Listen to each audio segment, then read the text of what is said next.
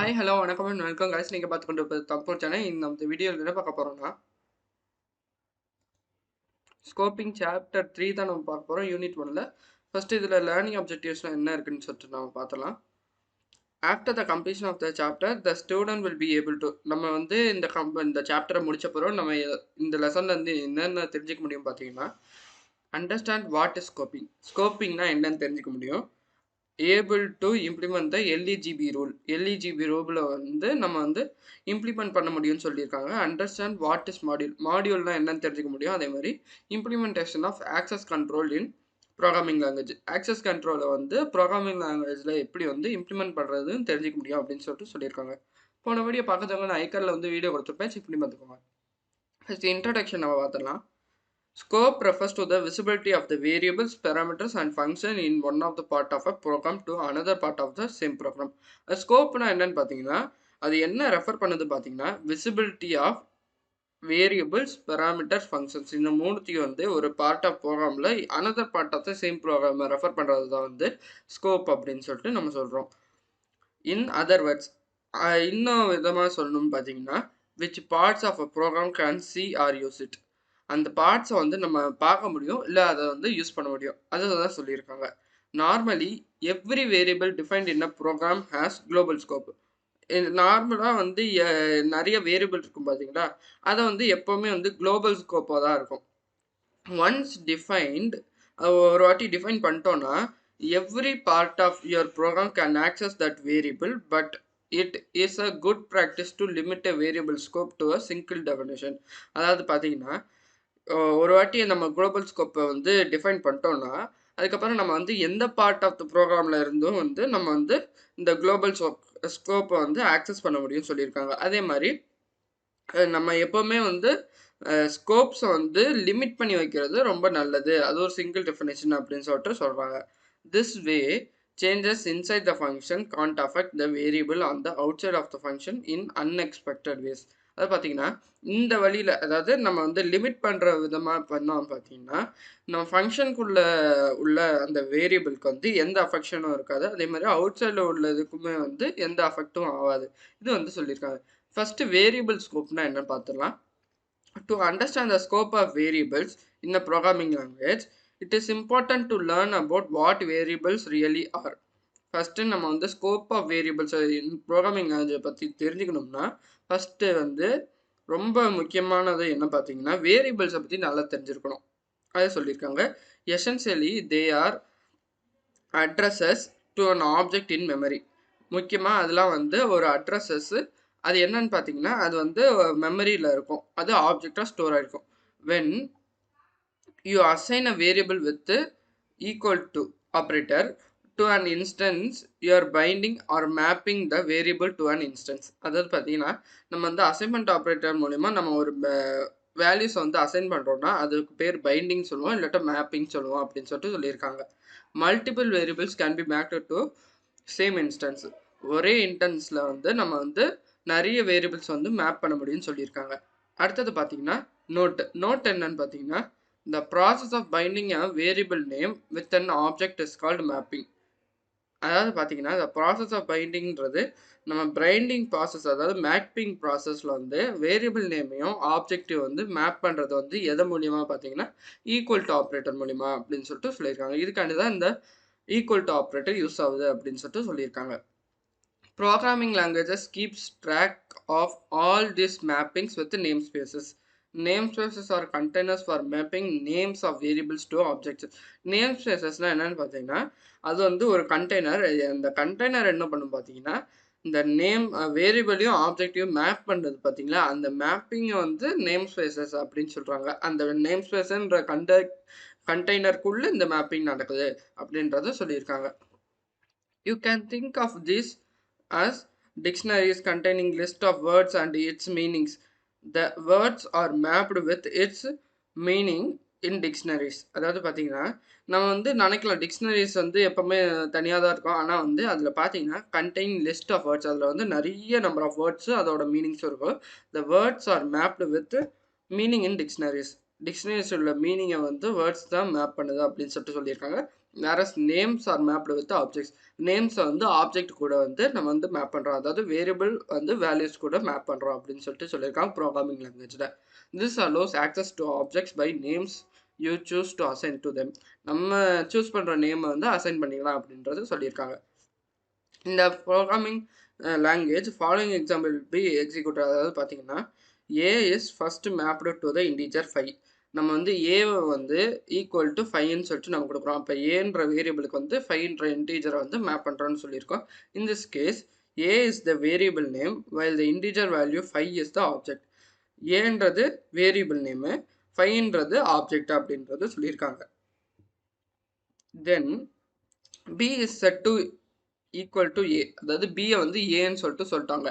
அப்படி இந்த நேரத்தில் என்ன நடக்கும் பார்த்தீங்கன்னா ஏல வந்து 5ன்னு ஸ்டோர் ஆயிருக்கா, அதே இது ஏ இஸ் ஈக்குவல் டு பின்னு கொடுத்துட்டோம்னா பிலையும் அந்த 5ன்ற வேல்யூ வந்து ஸ்டோர் ஆயிரும். பார்த்தீங்கன்னா ஏக்கும் பிக்கும் ஒரே வேல்யூ வந்து கன்சிடர் பண்ணுது அப்படின்னு சொல்லிட்டு சொல்கிறாங்க. நான் consider the following extension of the following. ஏக்கு வந்து 5, பிக்கு வந்து 5 வந்து இதாயிடுச்சு அப்படின்னு சொல்லிட்டு சொல்கிறாங்க. நான் consider the following above statement. இப்போ வந்து பார்த்தீங்கன்னா A is equal to 5, B is equal to A is equal to 3ன்னு சொல்லிட்டு அடுத்த லைனில் வந்து ஒன்று கொடுக்குறாங்க.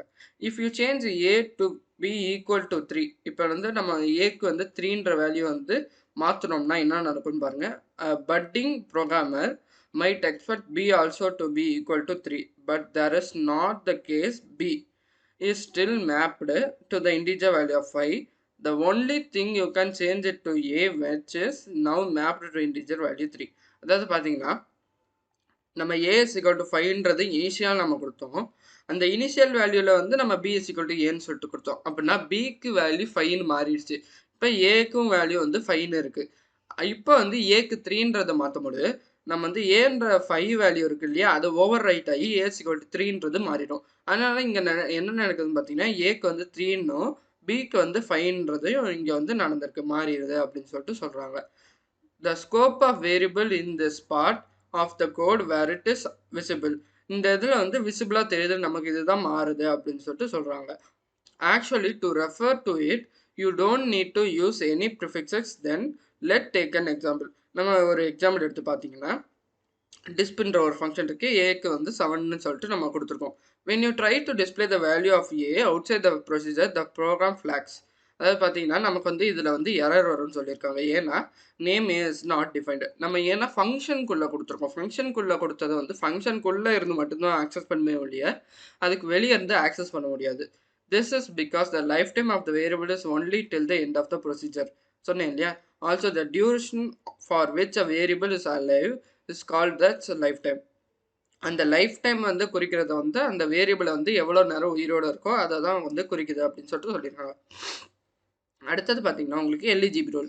எல்இஜிபி ரூல்னா என்னன்னு பார்த்துருவோம். ஃபர்ஸ்ட் எல்லுனா என்னன்னு பார்த்தீங்கன்னா லோக்கல்னு அர்த்தம், ஈனா என்க்ளோஸ்டு, ஜீனா குளோபல், பினா பில்டின். இது வந்து நல்லா தெரிஞ்சுக்கோங்க.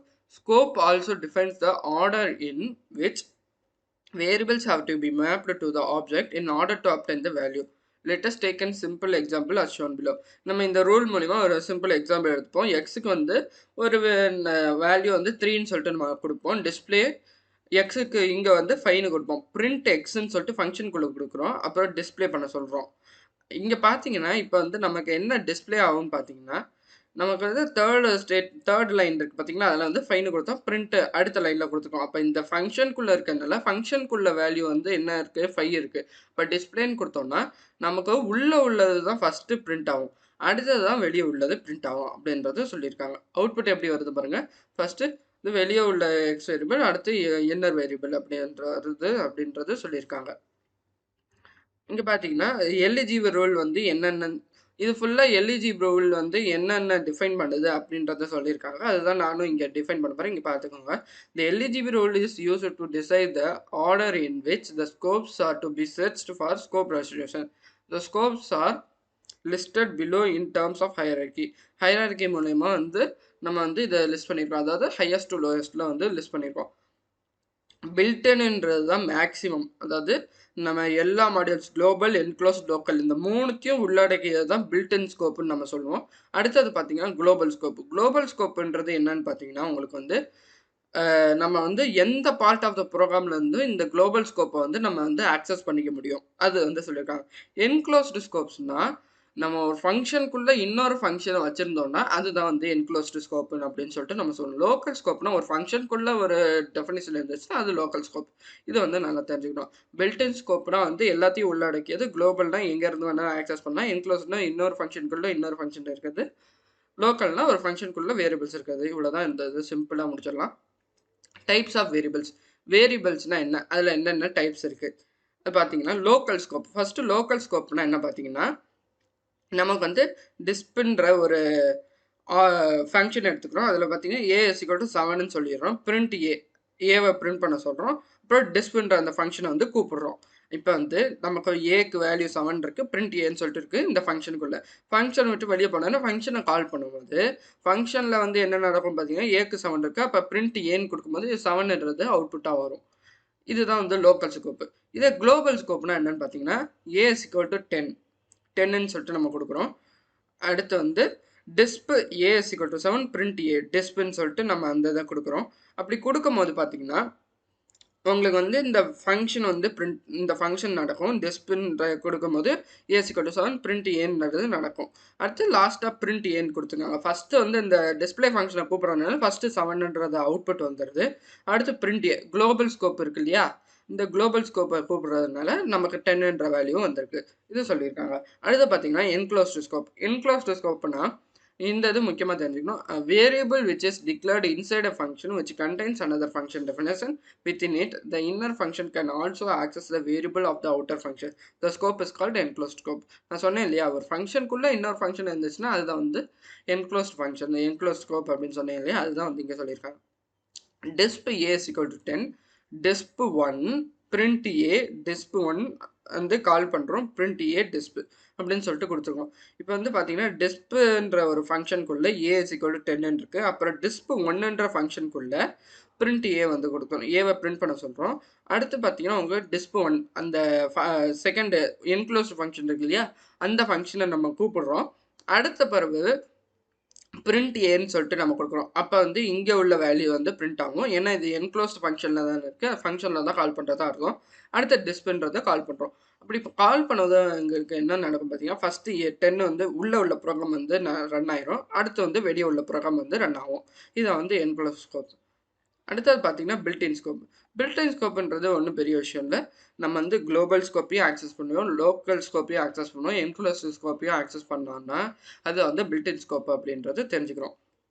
அடுத்தது பார்த்தீங்கன்னா நமக்கு மாடியூல் இருக்குது. மாடியூல் வந்து நான் அடுத்த வீடியோவில் சொல்லித்தரேன். இந்த வீடியோவில் சொல்லிக் கொடுத்ததெல்லாம் உங்களுக்கு புரிஞ்சிருக்குன்னு நினைக்கிறேன். புரிஞ்சால் லைக் பண்ணுங்கள், மறக்காம தன்போல் சேனலுக்கு சப்ஸ்கிரைப் பண்ணுங்கள். அப்படியே பக்கத்தில் உள்ள பெல் பட்டனையும் கிளிக் பண்ணிக்கோங்க. அப்போ தான் நாங்கள் போகிற அப்டேட்ஸ் உங்களுக்கு உடனுக்குடன் வரும். தேங்க்யூ.